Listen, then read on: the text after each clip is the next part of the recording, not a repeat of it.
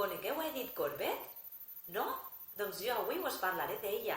Edith Corbett era una gran pintora del segle XIX. Va viure fa moltíssims anys. El seu papa era un capità de vaixell i se'n va tenir que anar a treballar a Austràlia. Mireu, així, que està molt lluny. Mireu, a Austràlia. Nosaltres vivim en Espanya, doncs ella va néixer a Austràlia.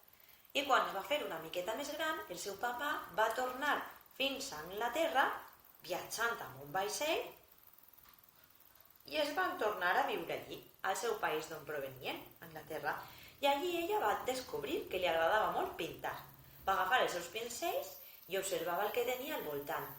Ho pintava, però el que més li va agradar a ella era observar la natura, els paisatges que tenia al seu voltant, les muntanyes, els rius, i ho pintava amb un detall que li quedava preciós.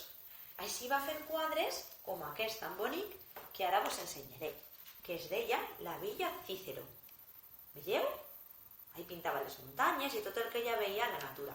Però també va descobrir que li agradava molt pintar el cos humà. Així que un dia va pintar aquesta dona que es deia la xica dormida. I és superxulo aquest quadre. I sabeu què va fer Edith Corbett?